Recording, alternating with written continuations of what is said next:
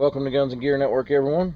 I want to bring you this short video this afternoon about what I consider it's my go-to, and and in my opinion, the number one prepping / survival cooking vessel. We look at a few different things when you look at prepping and survival and all that. Now, obviously, you're not going to backpack this. This is more for a base camp or a bug-in situation. But we look at cast iron. We look at a lot of different things. But what in in a prepping situation, in a bug-in or base camp or any of that, a few things you want to look at. You're probably going to have limited resources on things that you can cook, and B, you don't want to mess up a lot of different pots and pans, and so you want to be able to do what I call one pan dishes. You want to be able to throw some things together and utilize it, and without having to have multiple pans and pots and everything else, because you want to cook pretty fast to reserve resources. You want to easy clean up and all that, and that's some of my criteria. I love cast iron, and it's excellent, and utilize it a lot. It is somewhat limited because of its size. Its expense to a lot of people. If you're trying to collect a good cast iron selection, it's pretty expensive. But and you can do most everything you can do, not everything, but most everything that you can with cast iron, and it is the wok. Now, there's different styles of woks based on the region that they come from, but people have been utilizing woks longer than cast iron. I think I looked up the date, and it was documented back in the Ming Dynasty, which was around 1368, which is a long, long time ago. They were utilizing woks, and most of that was due to, and based on my research, was due to cooking on open fire, coals, and all that. So that's exactly what we're going to be doing in those situations a lot of times, is cooking under those conditions. And the cool thing about cooking with a wok, you cook everything basically in one pan.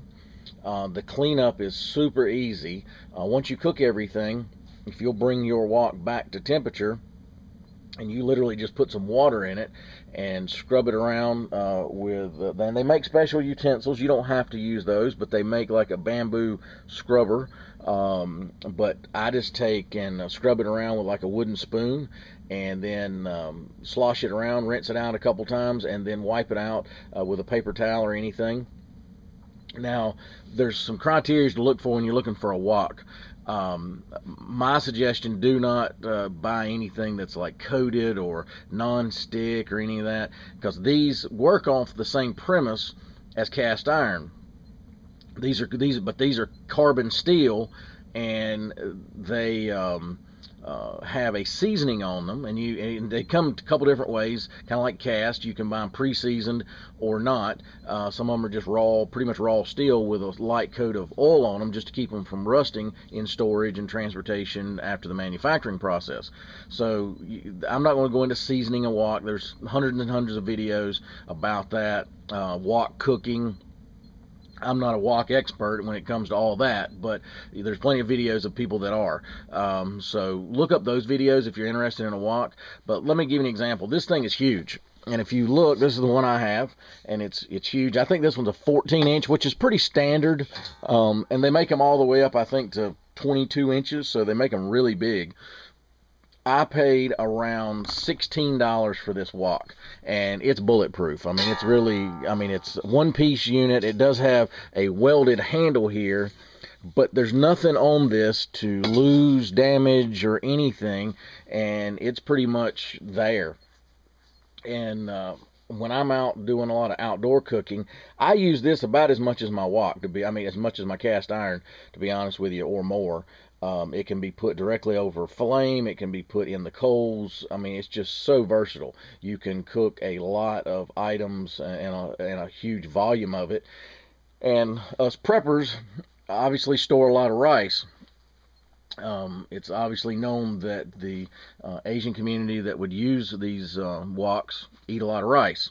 So you can put together a lot of dishes, and it doesn't have to be an Asian style. You could literally fry chicken in this or anything, but you can also cook quickly, and you also use a very small amount of oils. So again, trying to conserve what we have, you can literally, with a few ounces of oil, cook your whole meal. And that's the beauty of these things. And why I prefer them and think they're probably the number one prepping tool in as far as kitchen vessels to cook in or anything like that. You can steam in these if you have the correct covers. You can fry in them. You can stir fry. You can deep fry.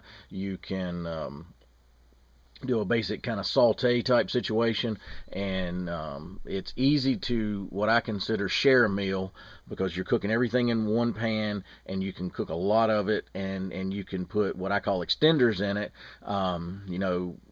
like your rice and stuff like that. So I mean, if you want to cook chili beans in this, you could. So it is a thinner metal, so it does get hot, but that's the design of it. It is designed to get hot very quickly and then sear your meats and stuff like that. So, but you need to look. I prefer this style, and again, I don't know, I'm not a wok expert, but I prefer this style. They have some with like wooden handles that are attached and this, that, and the other. I prefer something straight like this that's very similar in design of cast iron. There's nothing to accidentally catch fire like a wooden handle or an insulated, poly type handle or any of that. There's very little to nothing to break on it based on its design, and it's pretty much bulletproof. So that's my criteria, and I looked on the internet. I bought this at a local chef supply type house, but you can actually find these online. I looked, and this particular one I found online for around the $16 mark.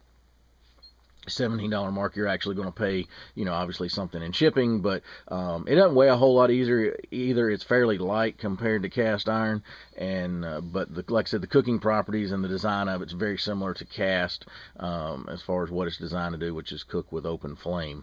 But yeah, the key to cooking in a wok is your prep. So you want to have everything prepped because it does cook quickly. So you want to have all your meats cut, any vegetables, any of that. So have your proteins cut up, whatever, uniform size that you want to put in here. The way we normally do it, would you cook your proteins first? Kind of cooking with any traditional cookware, you cook your proteins first, then add your vegetables and anything like that. Your carbs. Such as a rice, once it's pre-cooked, because you can't put hard rice in here and expect it to cook. You'd have to pre-cook your rice, and then if you wanted to like fry your rice in with your meal, you could do that. But if you had ramen noodles, you could add, once you boiled those, you could obviously add them to any dish. So you can put your what I call extenders in a meal to extend your meal to larger quantity for more people or even yourself. But guys, take a serious look at a wok. Let's say shipping and everything, you're probably gonna have about $25 in it.